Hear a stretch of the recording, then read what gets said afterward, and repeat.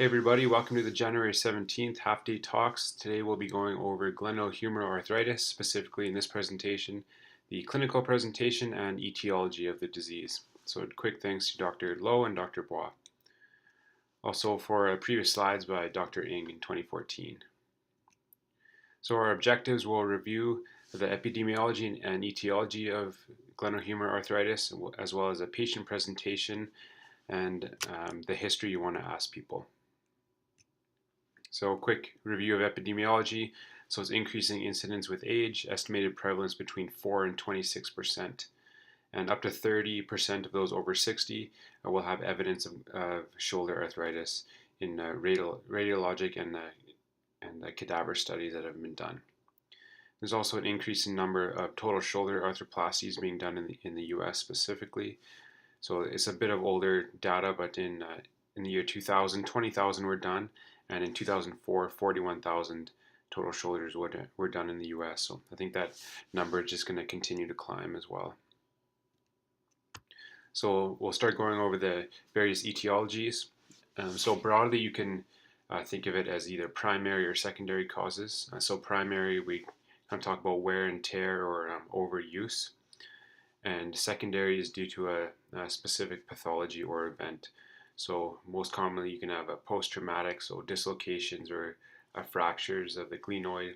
You can have rotator cuff pathology. It can be post-infectious, can be inflammatory, or crystalline arthritis, so like rheumatoid arthritis. It could be osteonecrosis. You can see a whole bunch of different causes for it there. We'll go over a bit more of those in detail.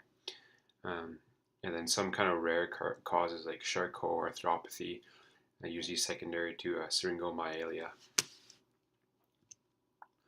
So we'll go over a few of the specific etiologies. So dislocations, especially recurrent dislocations, put you at a lot higher risk of developing arthritis in your shoulder. So there's been a few studies done on this, and the consensus is that the more times you dislocate, the more likely you are to have an arthritic shoulder down the road.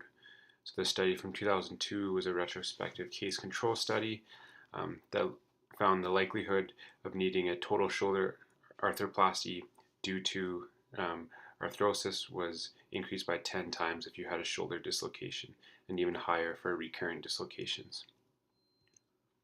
So we'll go over rotator cuff pathology as well. So this is a very common disease that we see all the time. Typically, rotator cuff arthropathy is going to present in older females, so usually over the age of 70, and most commonly in the dominant arm. So the presentation, they're going to present kind of like a stiff shoulder as well as a rotator cuff shoulder. So they'll have pain. They may have pain at night as well. They'll have weakness and decreased range of motion. And we'll go over imaging in more detail in a different podcast, but on imaging, you're looking for superior migration of the humeral head as one of the main factors for diagnosing rotator cuff arthropathy. And the pathophysiology, no one's exactly clear on what causes it, but it's thought to be a combination of mechanical as well as nutritional. There's a specific subset of rotator cuff arthropathy called the Milwaukee shoulder. So it's a kind of a rapid destruction of the rotator cuff and the rapid glenohumeral arthritis. So it's due to this inflammatory process and crystal deposition. So there is a classification system for rotator cuff arthropathy. So there it is there. We won't go over it in detail here, but essentially it is based on increasing superior migration of the humeral head, joint stability, and kind of erosions and acetabularization of the glenoid.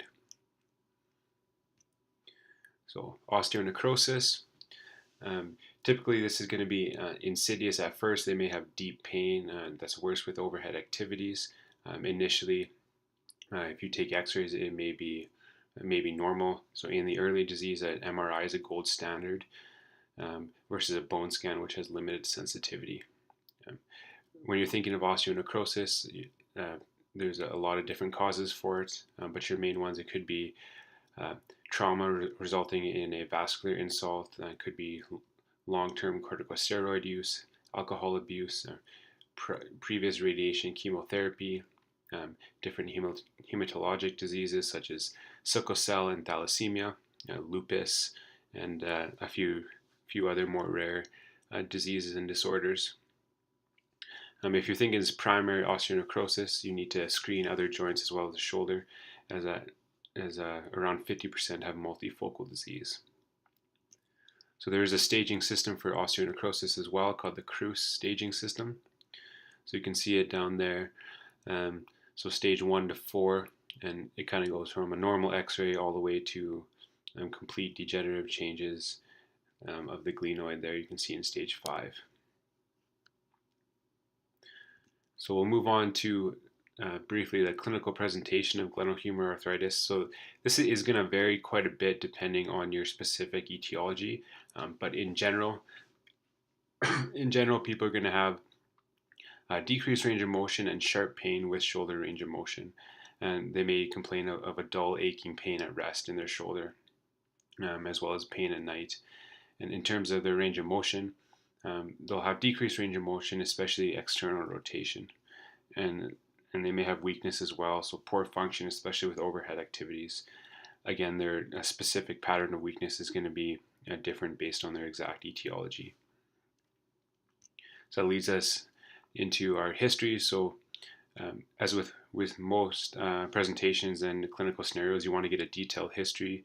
So you want to find out their age, their hand dominance, obviously if they've had any trauma to the shoulder prior, so dislocations, any fractures, any past medical history, so focusing on autoimmune disorders, any history of malignancy with a treatment with chemoradiation in the shoulder area, and any previous infections of the shoulders. And you do also want to look into previous treatments. So there have been some reports of injections causing rapid osteoarthritis changes in the shoulder. So you want to get a history of injections as well as a surgical history. As well as their functional demands. So are they working, are they retired, and do they participate in any sports or recreational activity? And then again, you want to get a detailed pain history, so onset, duration, quality, and whatnot. Just get a really focused pain history. So in summary, increasing incidence with aging population, we're going to see a lot more glenohumeral arthritis, I think, and increasing number of total shoulder arthroplasties. The main causes, so either primary or secondary. So primary is typically overuse or wear and tear. This is typically seen in older patients, and secondary causes such as a post-traumatic or infection or autoimmune disorders is typically seen in younger patients. And their presentation is going to be variable, but they're going to present with some combination of shoulder pain and dysfunction. And as there is quite a list of different etiologies, you do need to take a detailed history to really nail down what the specific causes of their arthritis. All right, and there's my references. Thank you for listening.